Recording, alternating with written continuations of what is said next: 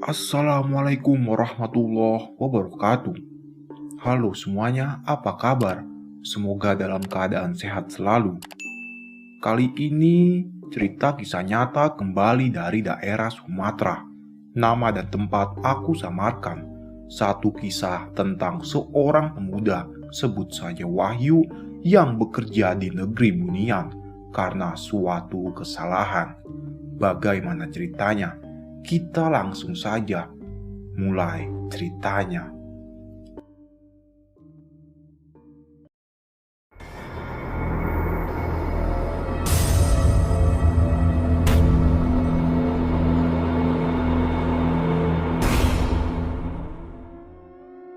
Wahyu adalah seorang pemuda yang tinggal di sebuah daerah di Sumatera. Ia merupakan pemuda yang rajin bekerja dan suka mengambil kayu di hutan untuk kebutuhan di rumah.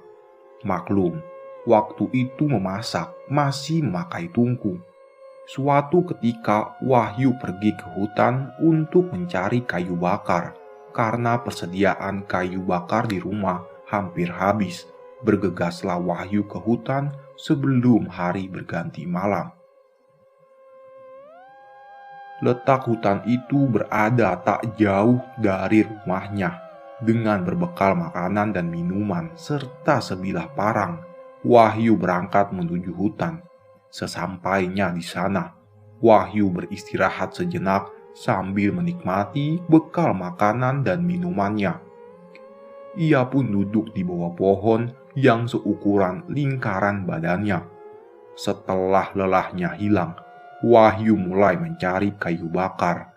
Ia terus mencari ke dalam hutan, tapi ia tidak sengaja merusak pohon yang konon kata warga merupakan pagar goib.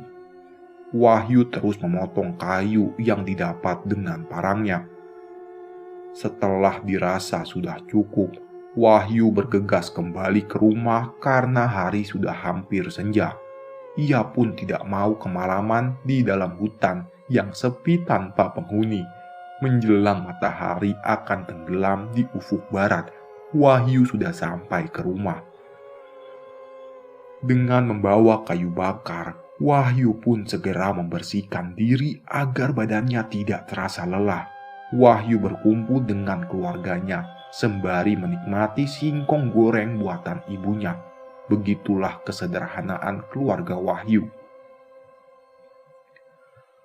Malam pun mulai larut. Wahyu bergegas ke kamarnya hendak beristirahat. Singkat cerita, hari berganti pagi dengan udara yang sejuk, menambah dinginnya suasana pagi. Wahyu terjaga dari tidur dan segera ke kamar mandi. Wahyu pun menyantap sarapan yang sudah disediakan oleh ibunya. Tak lama kemudian, Wahyu menuju rumah temannya. Sebut saja namanya Tono yang tinggal di kampung sebelah. Sesampainya di sana, Wahyu dan Tono berada di tempat biasa nongkrong sambil minum kopi yang letaknya tak jauh dari rumah Tono. Keasikan ngobrol hingga tidak terasa hari pun sudah sore. Wahyu pamit untuk pulang. Di perjalanan, ketika melewati jalan sepi, Wahyu dicegat oleh dua sosok tak dikenal. Mereka memakai baju pengawal kerajaan. "Hei, apakah Anda bernama Wahyu?" tanya salah satu dari mereka. "Iya, ada keperluan apa ya?" jawab Wahyu yang merasa heran dengan kehadiran sosok asing di hadapannya. "Kamu sudah merusak pagar daerah kami. Kamu harus dihukum," kata sosok asing itu. "Saya tidak pernah merusak apapun, apalagi pagar daerah kalian." "Saya tidak mau dihukum," bantah Wahyu. Terjadi adu mulut antara Wahyu dan dua sosok asing tersebut. "Baiklah, jika kamu tidak mau mengaku, akan kami tunjukkan apa yang telah kamu perbuat," katanya sambil membawa Wahyu dengan paksa. Wahyu tak bisa menolak ajakan kedua sosok berpakaian pengawal kerajaan. Mereka menyusuri jalan yang sebelumnya Wahyu tidak tahu kalau ada jalan pintas menuju sebuah tempat yang sering ia kunjungi untuk mencari kayu bakar. Setibanya di hutan, mereka berjalan menuju pagar yang dimaksud. Betapa terkejutnya Wahyu setelah kedua pengawal kerajaan itu menunjukkan sebuah pohon yang baru ditebasnya untuk dijadikan kayu bakar. Wahyu tertunduk lesu dan hanya bisa pasrah. Sekarang kamu tidak bisa mengelak. Kamu harus dibawa ke negeri kami untuk menerima hukuman dari raja kami, kata si pengawal. Baiklah, saya ikut dengan kalian. Apakah hukuman itu sangat berat? Tanya Wahyu. Itu biar raja kami yang menentukan hukumannya, jawab si pengawal. Akhirnya, Wahyu dan kedua pengawal itu beranjak dari tempat itu dan menuju ke suatu tempat yang jaraknya tidak jauh dari pagar itu. Ketika kaki dilangkahkan, sejenak pemandangan pun menjadi berubah. Suasana hutan berubah menjadi terang, berwarna kuning. Tak disangka, di dalam hutan ada sebuah tempat yang menakjubkan bagi seorang Wahyu. Terlihat rumah berdinding emas, terparkir di halamannya beberapa kendaraan mewah. Orangnya pun terlihat sangat ramah. Mereka bertiga berjalan menuju ke sebuah bangunan seperti istana. Kami melewati beberapa bagian istana hingga sampai ke balai utama istana. Di sana tampak seseorang memakai mahkota berlapis emas berlian. Begitu gagahnya sosok yang duduk di singgasana kerajaan. Ampunkan kami, Raja. Kami terlambat membawa orang yang sudah merusak pagar kerajaan, kata salah satu pengawal sambil memberi hormat. Ternyata orang yang duduk di sana adalah seorang raja yang akan memberi hukuman untuk Wahyu. Tidak apa, pengawal. Inikah orang yang telah merusak pagar kerajaan kita?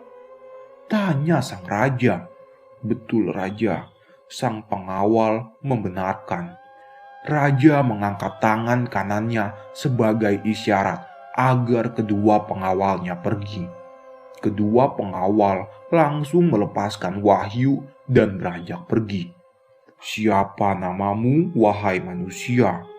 Tanya sang raja. Saya Wahyu, jawabnya dengan gugup. Kamu sudah melakukan kesalahan, yaitu merusak pagar istana kami. Maka kamu harus menerima hukuman, yaitu kamu harus bekerja di istanaku selama seminggu sebagai ganti rugi atas apa yang sudah kamu rusak. Kamu akan bekerja di ruang pengobatan bersama tabib istana. Biar pengawal saya yang akan mengantarmu ke sana. Kamu siap menerima hukuman itu? Kata sang raja. Siap, Raja. Kalau saya berada di sini selama seminggu, bagaimana keluargaku? Kata Wahyu dengan cemas. Tenang saja, pengawalku yang akan mengawasi mereka. Kau tidak usah khawatir, kata sang raja sembari memberi isyarat memanggil pengawal untuk mengantarkan Wahyu ke ruang pengobatan. Dengan diantar pengawal, Wahyu menuju ke ruang hukuman. Hari itu juga Wahyu melaksanakan hukumannya.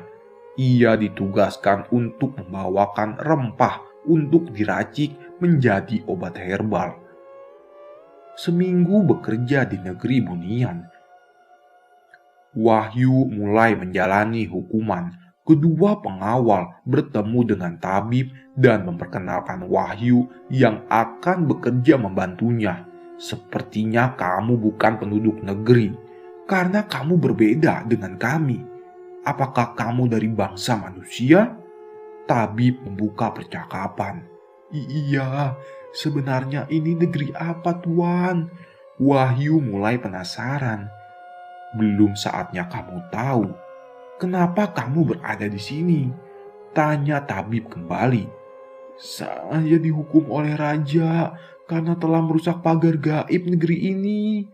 Jadi saya disuruh bekerja selama 7 hari," kata Wahyu. "Oh, ya sudah. Sekarang bekerjalah dengan baik. Siapa tahu raja akan memberimu hadiah," kata tabib berusaha menghibur. Wahyu pun mulai membantu tabib untuk meracik obat. Di hari pertama, Wahyu diperintah tabib untuk mencari daun dan akar pohon khusus dalam jumlah besar untuk dijadikan obat herbal. Saat sedang mencari bahan obat, tersiar kabar bahwa hampir semua orang di negeri itu mengalami penyakit kulit. Wahyu bergegas menuju ruang tabib istana. Orang mulai berdatangan untuk meminta penawar dari penyakit mereka. Karena jumlah orang yang datang cukup banyak, tabib merasa kewalahan mengatasinya. Melihat itu, Wahyu mengajukan diri untuk membantu tabib. Dengan senang hati, tabib langsung menyalurkan energi pengobatan ke tangan Wahyu. Tabib istana merasa terbantu dengan adanya Wahyu. Hari ke hari, orang yang datang ke istana semakin banyak. Persediaan obat pun mulai menipis. Wahyu bergegas mencari bahan obat ke kebun istana. Di sela kesibukan mengurusi pasien, diam-diam Wahyu memperhatikan satu persatu orang yang datang. Mereka memiliki kecantikan dan ketampanan yang sama rata. Wujud mereka sama seperti dirinya. Hanya ketika melihat wajah orang tersebut, mereka tidak memiliki lekuk bibir dan alisnya menyatu, berbeda dengan dirinya. Ia juga memperhatikan bagian tubuh semua orang yang datang. Semuanya sama seperti dirinya, hanya saja pada bagian kaki, telapak kakinya mengarah ke belakang, tumit kakinya berada di depan. Terlihat aneh, tapi seperti itulah wujudnya. Ternyata orang yang datang ke istana sangat-sangat kaya. Untuk membayar tabib saja menggunakan emas dari ukuran kecil sampai ukuran besar. Rasa penasaran Wahyu makin menjadi. Sebenarnya negeri apa ini? Hanya itu yang ada di benak Wahyu. Di hari ketujuh, wabah penyakit kulit teratasi dengan baik berkat Wahyu dan tabib istana yang sudah bekerja keras untuk menyembuhkan penduduk negeri. Namun, di hari itulah hukuman untuk Wahyu segera berakhir. Tak lama, dua pengawal penjemput Wahyu dan berpamitan pada tabib. Wahyu pun dibawa ke balai utama istana. Di sana, raja sudah menunggu yang terlihat sangat tampan. "Hari ini hukumanmu sudah selesai. Kamu sudah bekerja dengan baik, membantu tabib istana. Kini kamu boleh kembali ke rumahmu," kata sang raja. "Terima kasih raja," sahut Wahyu. "Sebelum kamu pulang ke rumah, saya punya sesuatu untukmu." Raja memberikan sesuatu, yaitu sebuah tongkat. "Gunakan ini untuk mengobati orang sakit. Cukup ditempelkan di bagian tubuh yang sakit, lalu usapkan tangan yang berisi energi pengobatan. Mudah-mudahan akan sembuh," jelas sang raja. "Tapi ingat, tongkat ini hanya saya pinjamkan untuk menolong orang. Waktu kamu hanya 40 hari saja. Setelah itu, saya akan mengambilnya kembali," kata raja sembari mengingatkan. "Akan saya pergunakan waktu untuk menolong sesama raja. Kalau begitu, saya pamit pulang. Terima kasih atas kebaikannya," kata Wahyu. "Sebelum kamu pergi, tutuplah matamu dan ikuti pengawalku membawamu," perintah raja kepada Wahyu. Wahyu hanya mengangguk dan mulai memejamkan matanya. Akhirnya, Wahyu bisa kembali ke rumah dikawal oleh pengawal raja. Di perjalanan, Wahyu menyempatkan diri bertanya pada pengawal. "Pengawal, saya masih penasaran. Kita ini sebenarnya ada di mana? Masa ada kerajaan di tengah hutan?" tanya Wahyu. "Kamu sedang berada di negeri gaib, negeri bunian, negeri yang peradabannya lebih modern dari manusia. Kehidupan kami sangat makmur," jawab pengawal. Jadi kita berada di alam gaib?" tanya Wahyu kembali. "Iya Wahyu, Raja telah berpesan kepada kami, setelah memberitahumu, kamu harus janji tidak akan menceritakan kepada siapapun tentang alam kami," kata pengawal. Iya saya janji," sahut Wahyu. Tiba-tiba Wahyu merasakan kantuk yang luar biasa. Tak lama Wahyu tertidur pulas, sementara kedua pengawal terus membawa Wahyu kembali ke alam manusia. Sementara Tono, temannya Wahyu, menuju jalan pulang dari undangan pernikahan temannya. Saat melintasi jalan sepi, Tono melihat sebuah pondok kecil dan berencana ingin beristirahat sejenak. Ketika memasuki pondok, ia melihat seseorang sedang tertidur pulas. Dengan rasa penasaran, Tono membalikkan badan orang itu dan terkejut. Ternyata orang itu adalah Wahyu, temannya yang hilang secara misterius. Hei, Wahyu, bangun, ayo bangun!" teriak Tono sambil mengguncangkan tubuh temannya. Wahyu terbangun dari tidurnya dan terlihat celingukan seperti kebingungan. Dengan cepat, Wahyu mengenali keadaan sekitar. Wahyu mulai sadar kalau dia sudah kembali ke alam manusia.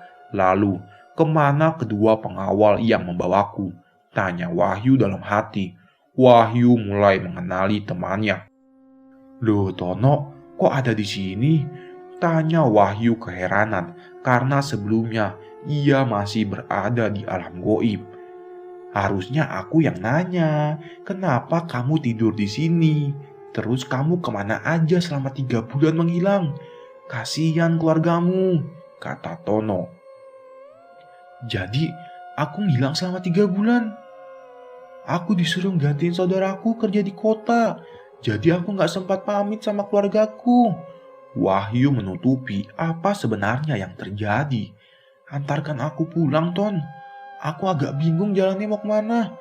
Aku juga heran kenapa bisa sampai di sini," kata Wahyu.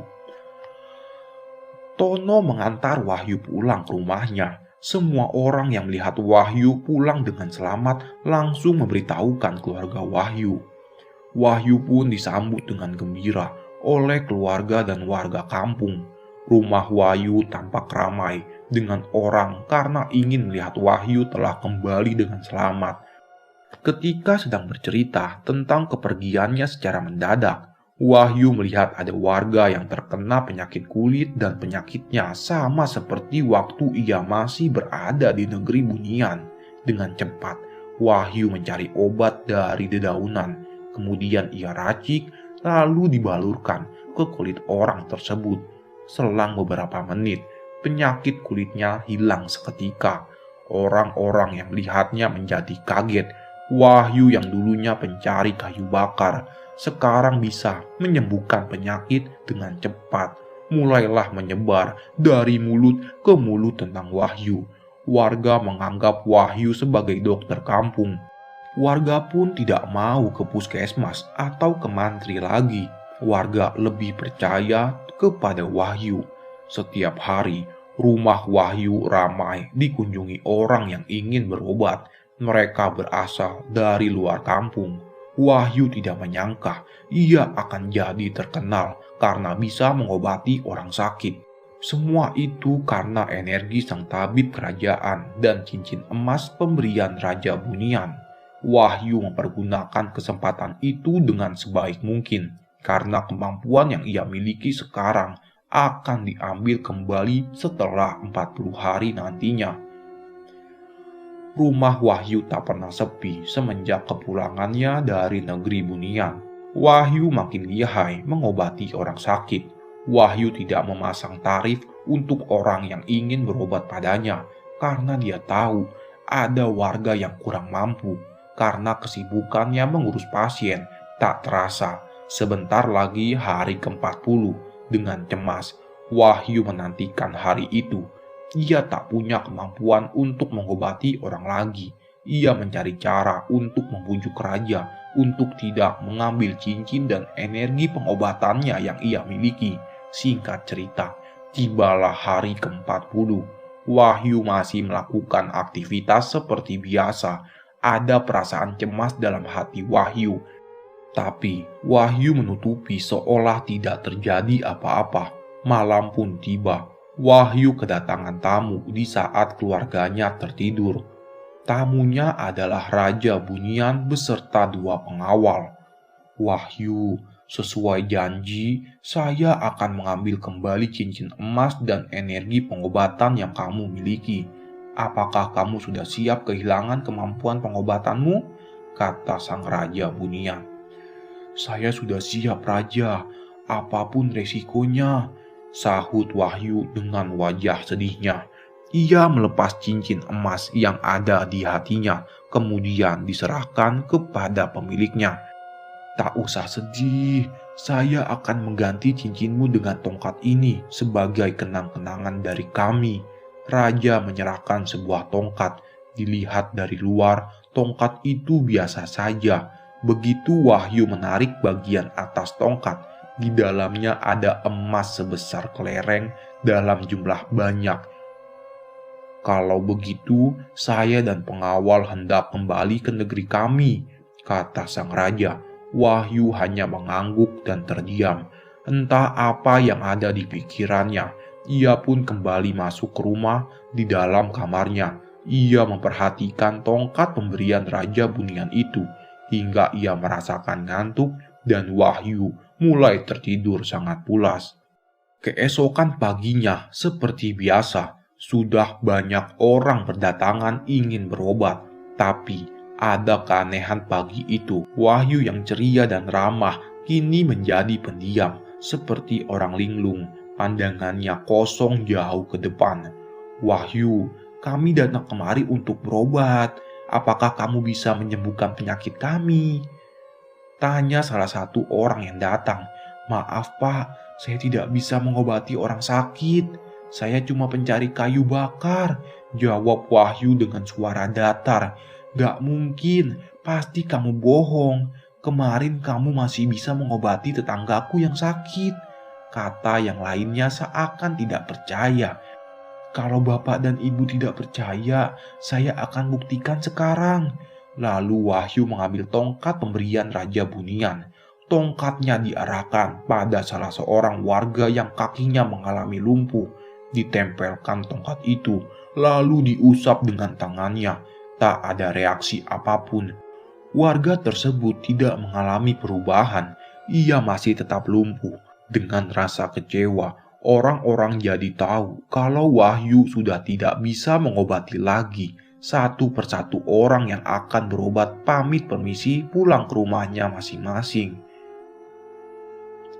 Wahyu terus memandang jauh ke depan dengan tatapan kosong. Sesekali ia melihat tongkat pemberian Raja Bunian. Semenjak itu, Wahyu sering menyendiri di gubuk kecil di ujung jalan desa sambil membawa tongkat. Warga desa yang melihat keadaan Wahyu menjadi kasihan. Kadang terlihat Wahyu sering melamun, kadang berbicara sendiri. Entah apa yang terjadi dengan Wahyu. Mungkin ingatan Wahyu dihilangkan oleh Raja Bunian saat mengambil energi pengobatan dari Wahyu. Keadaan Wahyu semakin parah. Suatu ketika seorang ustadz kebetulan lewat dan melihat Wahyu. Karena iba, ustadz itu pun mendekati dan mengajak Wahyu berbicara. Setelah itu, ustadz berusaha mencari tahu mengapa Wahyu bisa hilang ingatan seperti ini. Lalu Wahyu bercerita, ia dibawa ke negeri Bunian dan dihukum karena telah merusak pagar goib. Hukumannya bekerja selama 7 hari, hingga ia diberikan tongkat yang sekarang ini ia pegang. Setelah Wahyu menceritakan semua yang dia alami, Ustadz itu menyimpulkan bahwa ingatan Wahyu memang sengaja dihapus oleh Raja Bunian karena takut Wahyu mengingkari janjinya. Sang Ustadz berusaha menyembuhkan Wahyu, tapi tidak juga berhasil. Demikian kisah Wahyu yang bekerja di negeri Bunian hingga kehilangan ingatan setelah kemampuan pengobatannya diambil kembali oleh Raja Bunian. Terima kasih telah mendengar cerita tentang negeri Bunian ini. Maaf kalau ceritanya tidak panjang. Terima kasih untuk menonton. Kita berjumpa di cerita lain.